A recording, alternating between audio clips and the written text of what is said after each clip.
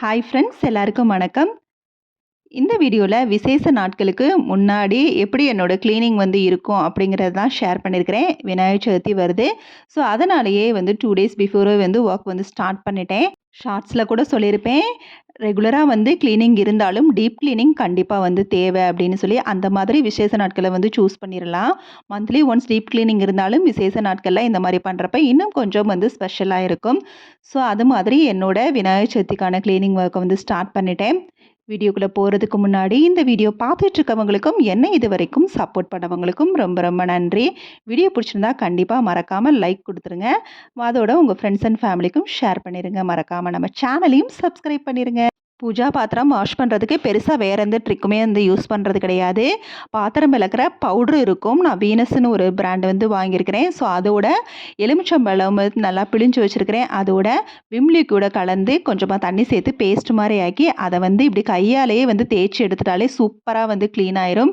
நம்ம இது தவிர்த்து வேறு ஏதாவது நம்ம செஞ்சோம்னா கண்டிப்பாக எனக்கு வந்து அது வந்து செட்டே ஆக மாட்டேங்குது. இதுதான் எனக்கு வந்து பாத்திரம் வந்து ரொம்பவே வந்து புதுசு மாதிரி இருக்குது, பூஜா பாத்திரம்.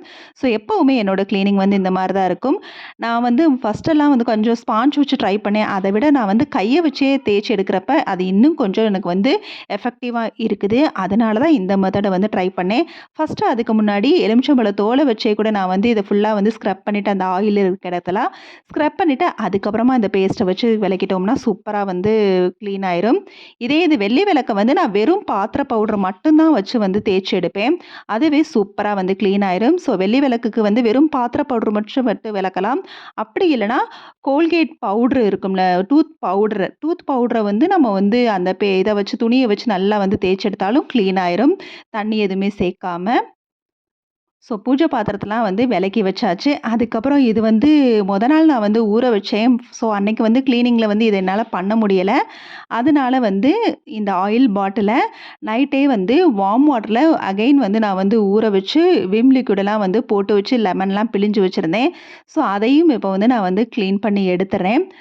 ஸோ கண்டிப்பாக வந்து ஆயில் பாட்டிலை வந்து நம்ம அடிக்கடி வந்து க்ளீன் பண்ணணும். அப்படி இல்லைனா எண்ணெய் பிசுக்கா ஆச்சுன்னா அப்படின்னா கொஞ்ச நாள் லேட் ஆயிடுச்சு அப்படின்னா கண்டிப்பாக வந்து நம்மளால் வந்து வாஷ் பண்ணுறது ரொம்பவே கஷ்டமாயிரும். அதனால் இந்த மாதிரி வந்து க்ளீனிங் வந்து அதுக்கு ரொம்ப ரொம்ப முக்கியம்.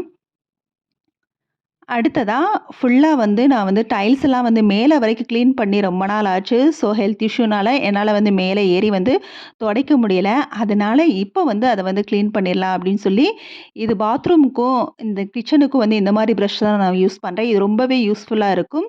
ஸோ இந்த ப்ரஷ்ஷில் வந்து நான் வந்து விம் லிக்விட் மட்டும் ஊற்றி அதை வந்து ஸ்க்ரப் பண்ணி எடுத்துருவேன். ஃபஸ்ட்டு இந்த இடம் பார்த்தீங்கனாலே உங்களுக்கு தெரியும், ரொம்ப வந்து ஆயிலாக இருக்குது. அதனால் வார்ம் வாட்டரை வந்து ஃபுல்லாக வந்து ஊற்றி விட்டுட்டு அப்புறம் லெமனை வச்சு நல்லா தேய்ச்சி எடுத்துட்டேன். ரொம்ப பிசுக்காக இருந்துச்சு, ரொம்ப வந்து அழுக்காகவும் இருந்துச்சு ரொம்ப நாள் க்ளீன் பண்ணாததுனால.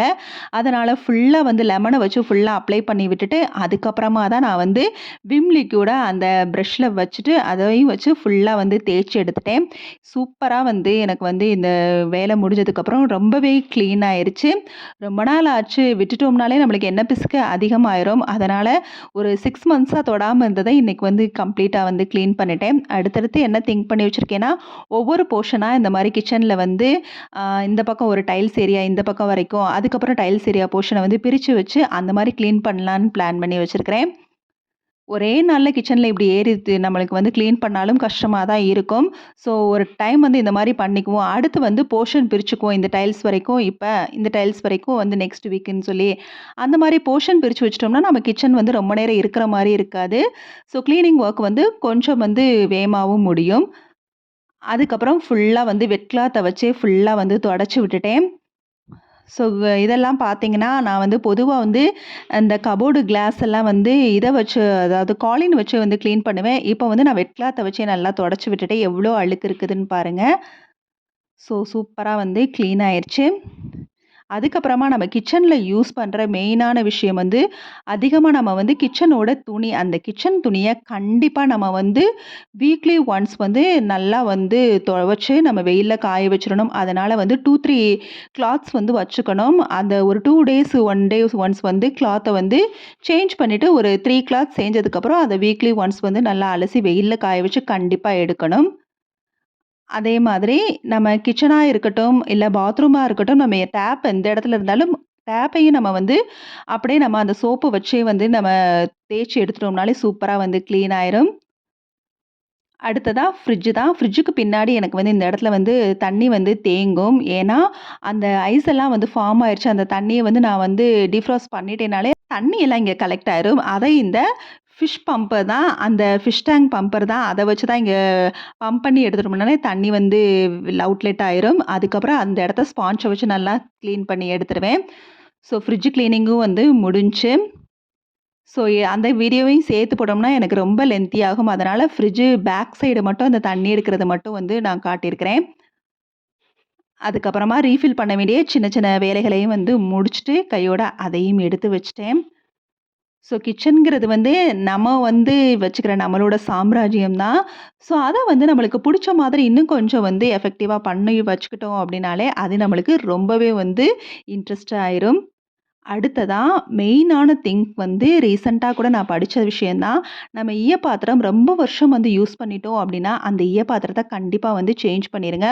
ஒரு குறிப்பிட்ட பீரியடுக்கு மேல அந்த ஈயப்பாத்திரத்த நம்ம யூஸ் பண்ணோம்னா, அந்த ஈயம் கொஞ்சம் கொஞ்சமா சாப்பாடோட கலந்து, அந்த ஈயம் நம்மளோட உடம்புல அதிகமான ஈயத்தன்மைய வந்து கொண்டு வந்து சேர்த்துரும்.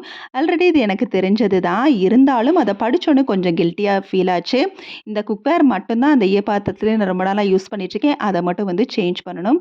அடுத்ததா கிச்சன்ல கொஞ்சம் கொஞ்சமா பிளாஸ்டிக் யூசேஜ குறைச்சிரணும். குறைச்சிட்டேன். முடிஞ்ச அளவுக்கு கிளாஸ் வயர்ஸ் வந்து யூஸ் பண்ண ஆரம்பிச்சுட்டேன். மிச்சம் இருக்கிற பிளாஸ்டிக் பொருளையும் கொஞ்சம் கொஞ்சமா வந்து சேஞ்ச் பண்ணிருவேன். ஸோ நீங்களும் வந்து பிளாஸ்டிக் பொருள வந்து கொஞ்சம் கொஞ்சமா அவாய்ட் பண்ணிருங்க. உங்களால வந்து கண்ணாடி பொருள வந்து மெயின்டெயின் பண்ண முடியலனா கூட ஸ்டெயின்லெஸ் ஸ்டீல் சில்வர் பாக்ஸ கூட வந்து யூஸ் பண்ண ஸ்டார்ட் பண்ணிருங்க. கொஞ்சம் கொஞ்சமா பிளாஸ்டிக் ஐட்டங்கள வந்து கிச்சன்ல வைக்கிறத குறைச்சிருங்க. அவ்வளோதான் ஃபைனல் ஒர்க்கா வந்து கோலமும் பூஜாரமுக்கு போட்டு முடிச்சாச்சு. இன்னையோட வேலை அவ்வளோதான். நாளைக்கு வந்து வீடு மட்டும் மாப் போட வேண்டியது தான். ஸோ ரொம்ப ஒர்க் பண்ணி டயர்ட் ஆயிட்டாலே நம்ம அதிகமா தேடுறது வந்து இந்த டீய தான். இது குடிச்சா கொஞ்சம் ரெஃப்ரெஷ்ஷா ஃபீல் ஆகுது. Okay bye. தேங்க்ஸ் ஃபார் வாட்சிங்.